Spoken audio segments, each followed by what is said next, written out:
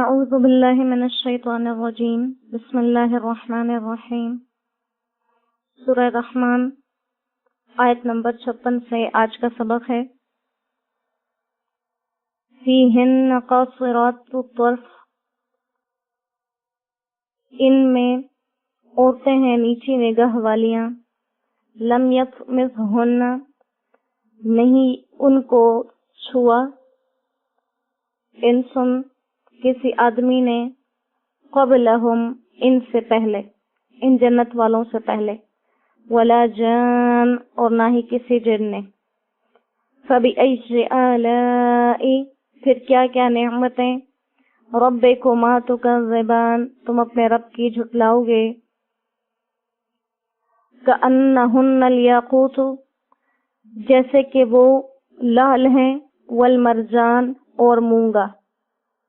فبأي آلاء، پھر کیا کیا نعمتیں، ربکما تکذبان، تم اپنے رب کی جھٹلاؤ گے۔ هل جزاء الإحسان، اور کوئی بدلہ نہیں ہو سکتا نیکی کا، الا الإحسان، مگر نیکی ہی۔ فبأي آلاء، پھر کیا کیا نعمتیں، ربکما تکذبان، تم اپنے رب کی جھٹلاؤ گے۔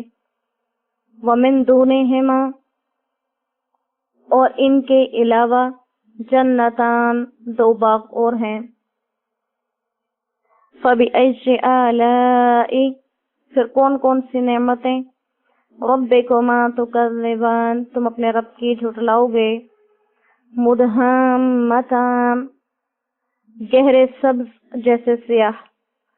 فبأي آلاء ربکما تکذبان، پھر کیا کیا نعمتیں تم اپنے رب کی جھٹلاؤ گے۔ صدق اللہ العظیم۔ لا بشیء من نعمک ربنا نکذب، فلک الحمد۔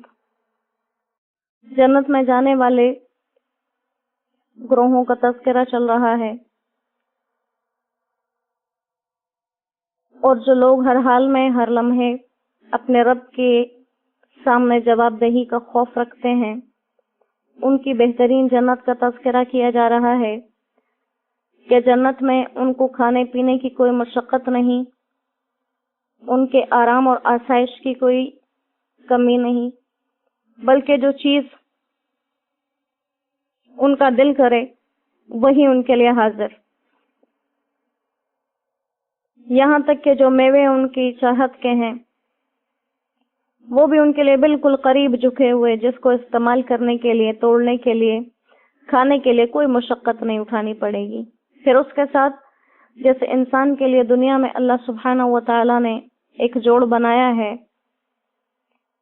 جو اس کو دنیا کی بہت سی گندگیوں سے پاک رکھے، ایسے اللہ سبحانہ و تعالی نے جنت والوں کے لیے بھی ان کا جوڑا رکھا ہے، اور ان کی یہ صفت بیان کی گئی کہ دنیا کی عورتوں میں بعض میں یہ صفات ہوتی ہیں یا نہیں ہوتی، لیکن جنت کی تمام عورتوں میں یہ صفت ہے کہ فیہن قاصرات الطرف، وہاں پر رہنے والی عورتوں کی نگاہیں نیچی ہیں، نگاہیں نیچی ہیں۔ لم یطمثہن، اور ان کو، ان جنت میں جانے والے جنتیوں سے پہلے نہ ہی کسی اور مرد نے ہاتھ لگایا اور نہ ہی کسی جن نے۔ اب سوچنے کی بات ہے، اس میں اشارہ اس چیز کی طرف ہے، جہاں کہیں بھی اللہ سبحانہ و تعالی نے قرآن میں صفات ذکر کی ہیں، تو چاہے وہ صفات کسی امت کی ذکر کی ہوں، چاہے وہ صفات کسی پیغمبر کی ذکر کی ہوں، چاہے وہ صفات کسی عورت کی ذکر کی ہوں، یا وہ صفات کسی مرد کی ذکر کی ہوں، ان صفات کے تذکرہ کا مطلب یہ ہوتا ہے کہ وہ چیز اللہ کو اتنی پسند ہے کہ اللہ ان صفات کو اپنے بندوں میں دیکھنا چاہتے ہیں۔ یہاں پر عورت کی صفت بیان کی گئی کہ قاصرات الطرف، نیچی نگاہ والی، تو اللہ کو عورتوں کے اندر یہ صفت پسند ہے کہ عورتیں اپنے نگاہوں کو جھکا کے رکھنے والی ہوں۔ اس بات میں کوئی بھلائی، کوئی خیریت نہ سمجھی جائے کہ عورت ہر جگہ پر آنکھوں میں آنکھیں ڈال کر بات کرنے والی ہو، بلکہ اللہ کو کون پسند ہے कासिरात तरफ, नीची निगाह वाली औरतें, क्योंकि ये चीज हया के ज्यादा करीब है और इंसान की निगाहें उठने से ही बहुत से फसाद पैदा होते हैं। इसलिए औरतों की सिर्फ के कासिरात तरफ, नीचे निगाह रखने वाली, ये अल्लाह को इतनी पसंद है कि अल्लाह ने ये सिर्फ जन्नत की औरत में रखी है। हालांकि जन्नत में दुनिया की तरह की गलाजतें नहीं हैं, गंदे ताल्लुकात नहीं हैं, उसके बावजूद वहां पर अल्लाह ने ये सिफ्त रखी है। तो ये दुनिया जो हर तरह के फितनों की जगह है, यहाँ पर इस सिफ्त का होना कितना जरूरी है, इसको हर इंसान, हर जी शऊर समझ सकता है। फिर उसके बाद कहा कि इनको जन्नत वालों के सिवा किसी ने इस्तेमाल नहीं किया। अब यहाँ पर तमस बमाना दो चीजों के, कि उनमें ये सिफ्त नहीं होगी, तमस की सिफ्त नहीं होगी। तो ये हैज के खून को भी तमस कहते हैं। तो मतलब दुनिया की तरह की गलाजतें और गंदगियां वहां पर जन्नती औरतों में नहीं होंगी। और इसी तरह से गैर शादीशुदा लड़की से ताल्लुक कायम करने को भी तमस कहते हैं। तो इसमें दोनों तरह की सिफ्त बयान की कि ना उनके अंदर कोई ऐसी गंदगी होगी और ना ही इससे पहले इन औरतों की कोई शादी की गई होगी, बल्कि जो हूरे मुकर्रर हैं ये खास इन जन्नत वालों के लिए होंगी। और दूसरा, इसका ये मतलब भी है कि जैसे दुनिया में अक्सर इंसानी औरतों पर जन्नात का तसल्लुत हो जाता है, जन्नात उन पर मुसल्लत हो जाते हैं, तो वहां पर ये मुसल्लत होने का इम्कान भी नहीं होगा, बल्कि वो औरतें इनके छूने से, इनके तसल्लुत से बिल्कुल पाक होंगी। तो यहाँ पर हर तरह से औरतों की सिफात को वजाहत से जिक्र किया गया कि औरतों के अंदर जो अल्लाह सुब्हानहू व तआला ने अहले जन्नत के लिए हूरें तैयार की, उनके अंदर ये खूबसूरत सिफात होंगी।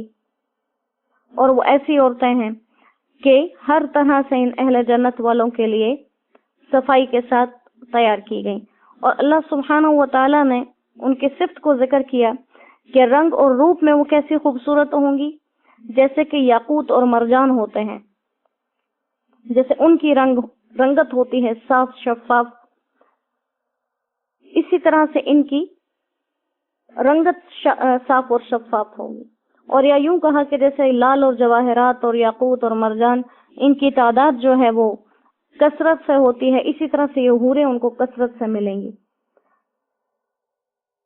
और कहा कि ये क्यों दिया जा रहा है इनको, क्योंकि हल जज़ाउल इहसान इल्लल इहसान, नेकी का बदला तो नेकी ही है। जब किसी ने दुनिया के अंदर आमाल अच्छे किए, अल्लाह को मनाते हुए उसने अपनी जिंदगी गुजार दी, उसने अपने अमल में एहसान किया, तो उसका बदला एहसान जज़ा ही हो सकता है, कि उसको जज़ा में भी एहसान वाला मामला किया जाए।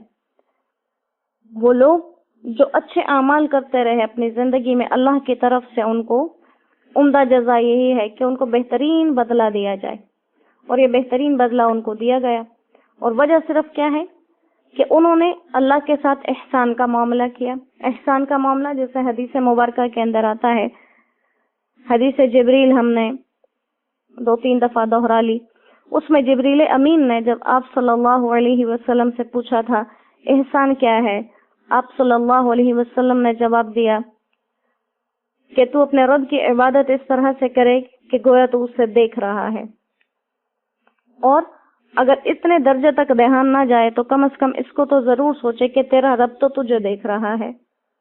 तो ये वही सिफ्त हो गई कि वलिमन खाफा मकाम रब्बिही, जो इंसान इस डर और इस खौफ के साथ हमेशा रहे कि मेरा रब मुझे देख रहा है, वो मर्तबा एहसान वाला है, तो यही बदले उसको दिए जाएंगे। एहसान वाले बदले दिए, यानी अल्लाह सुब्हानहू व तआला उसको अपनी तरफ से ऐसी जज़ाएं अता फरमाएंगे कि जो एहसान ही एहसान होंगे। हम अपनी जुबान, अपने उर्फ में एहसान उसको कहते हैं जब हम किसी की अच्छाई से बढ़कर उसके साथ अच्छाई करें। किसी ने हमारे साथ अच्छा किया, बदले में हम उससे ज्यादा उसके साथ अच्छा करें, हम इसको एहसान कहते हैं। तो अल्लाह सुब्हानहू व तआला भी कह रहे हैं, वो लोग जिन्होंने दुनिया में मुझे चाहा, मेरी तलाश में रहे मर्तबा एहसान के साथ, उनको मैं बदला भी दूंगा मर्तबा एहसान के साथ। تو اللہ کریم ہمیں احسان والی عبادتیں کرنے کی توفیق عطا فرمائے اور ہمیں احسان والی جزائیں ہی عطا فرمائے۔ بے شک ہم اس کے قابل نہیں ہیں، ان درجوں تک نہیں پہنچ سکتے، لیکن اگر اللہ اپنے فضل و کرم کا سایہ ہم پہ رکھیں تو کوئی مشکل بھی نہیں ہے۔ یہاں تک تذکرہ ہو گیا ان لوگوں کا، وَلِمَنْ خَافَ مَقَامَ رَبِّهِ، پہ ان کا تذکرہ شروع کیا، مقام احسان سے ہی شکر کیا، اور حل جزاء الاحسان الا الاحسان پر ہے اس کو ختم کیا کہ وہ لوگ جو اپنے زندگی کے ہر دور میں مرتبہ احسان کو سامنے رکھتے ہیں۔ اب ان کے علاوہ اگلے دو باغوں کا تذکرہ ہے جن کے بارے میں مفسرین کرام نے فرمایا تھا کہ یہ عام مومنین کے لیے ہیں جو مقربین کے علاوہ ہیں، کہ ومن دونہما جنتان، ان کے علاوہ دو باغ ہیں۔ بعض لوگ نے دونا کا مطلب علاوہ کیا ہے کہ ان دو باغوں کے علاوہ اور جو ہے وہ دو باغ ہیں، اور بعض لوگ کہتے ہیں کہ ان سے درجے میں کم دو باغ اور ہیں۔ جو پہلے دو باغ ذکر کیے گئے ان سے درجے میں کم دو باغ اور ہیں جو عام مومنین کے لیے ہیں، اور وہ بھی ہر ایک کو دو دو ملیں گے۔ اور ان دو باغوں کی جو سب سے پہلی صفت بیان کی گئی، وہ پہلی صفت کیا ہے کہ مدہمتان، وہ اتنے گہرے سبز ہیں جیسے سیاہ، زیادہ سبزی کی وجہ سے ان کا رنگ کیا ہو گیا ہے، سیاہی مائل ہو گیا۔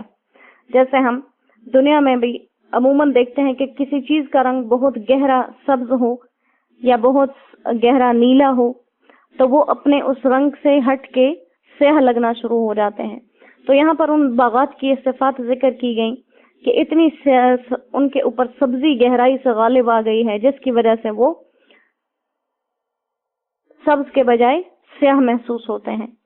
اب یہ صفت پہلے دو باغوں میں ذکر نہیں کی گئی، لیکن لازم نہیں آتا کہ ان میں یہ صفت نہ ہو، کیونکہ وہاں پہ تذکرہ تھا کہ ذواتھا افنان، ان میں شاخیں کثرت سے ہوں گی، تو یہ صفت خود بخود وہاں چلی گئی، کیونکہ جب شاخیں کثرت سے ہیں تو سبزہ کثرت سے ہوگا، جب سبزہ کثرت سے ہے تو سیاہی خود بخود آ جائے گی۔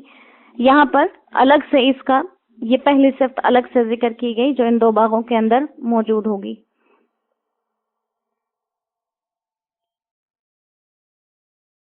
تو یہ ان لوگوں کو ملیں گے جو عام مومنین ہیں، اور ہر جگہ پر جنت کی نعمتوں کے تذکرے سننے کے بعد جنت کے شوق میں اضافہ تو یقینی چیز ہے کہ ہوگا ہر انسان کے، لیکن پھر حضرت عائشہ رضی اللہ تعالیٰ عنہ کی حدیث مبارکہ یاد آ جاتی ہے جب آپ صلی اللہ علیہ وسلم نے فرمایا کہ عائشہ، جنت میں تمہیں اگر ایک کوڑا رکھنے کے برابر بھی جگہ مل جائے تو وہ غنیمت ہے اس پوری دنیا سے۔ تو وہی چیز ہے کہ اتنی نعمتوں سے ہٹ کر صرف رب کی رضا کا مل جانا ہی اصل کامیابی ہے، اور یہی وہ چیزیں ہیں وفی ذالک فلیتنافس المتنافسون، جن میں حرص کرنے والوں کو حرص کرنی چاہیے۔ اللہ ہماری حرص کے، ہمارے شوق کے، ہمارے ایک دوسرے سے مقابلوں کے رخ کو اس طرف پھیر دے کہ اگر ہماری حرص اور ہمارے شوق ہوں تو وہ ہمیں اللہ کے ساتھ ملانے والے ہوں، اگر ہمارے حرص اور ہمارے شوق ہوں تو عبادات کی کثرت کے ہوں۔ اس چیز کے اندر ہم فخر نہ کریں کہ فلاں کا گھر، فلاں کا محل، فلاں کے لباس، فلاں کے رہن سہن کے طریقے نہیں، ہمارا شوق کہ کوئی اللہ کی عبادت کس طرح کرتا ہے ہم اس سے بڑھ جائیں، کوئی نمازیں کتنی خشوع سے پڑھتا ہے ہم اس سے بڑھ جائیں، اور ہم اپنی عبادتوں میں اللہ سبحانہ و تعالیٰ نے مرتبہ احسان کو وضاحت سے ذکر ہی اس لیے کیا کہ انسان کو اپنی عبادت مرتبہ احسان میں کرنے کا شوق پیدا ہو۔ تو ہم کوشش کریں کہ اگر ہم 5 نمازیں مرتبہ احسان میں نہ پڑھ سکیں تو کم از کم 1 یا 2 نمازیں تو اسی خیال سے پڑھ لیں، کیونکہ شیطان جو ہمیں ہر نماز میں بہکا لے، ضروری تو نہیں ہے کہ ہمیشہ ہم ہی بہک جائیں، کیونکہ زندگی کا دستور ہے ہم جب تک زندہ ہیں شیطان ہمارے ساتھ لگا ہے، لیکن ہمیشہ ہم ہی اس سے دب جائیں یہ ضروری تو نہیں ہے، یہ فرض تو نہیں ہے، کبھی ہم بھی تو اس کو دبا لیں۔ تو اگر 5 نمازوں میں سے ہم 5 ہی مرتبہ احسان والی نہیں پڑھ سکتے، ہم کوشش کر کے کم از کم 2 نمازیں، 1 نماز، 3 نمازیں تو مرتبہ احسان میں پڑھیں۔ ہم دن میں لازمی اس بات کو اپنے خیال اپنے دھیان میں لائیں، اللہ ہمیں دیکھ رہے ہیں، اللہ ہمیں دیکھ رہے ہیں. ہم اس کو زبردستی یاد کرنے کی کوشش کریں. اللہ کریم ہمیں اس کی توفیق عطا فرما دیں. وما علینا الا البلاغ وآخر دعوانا ان الحمد للہ رب العالمین. السلام علیکم ورحمۃ اللہ وبرکاتہ.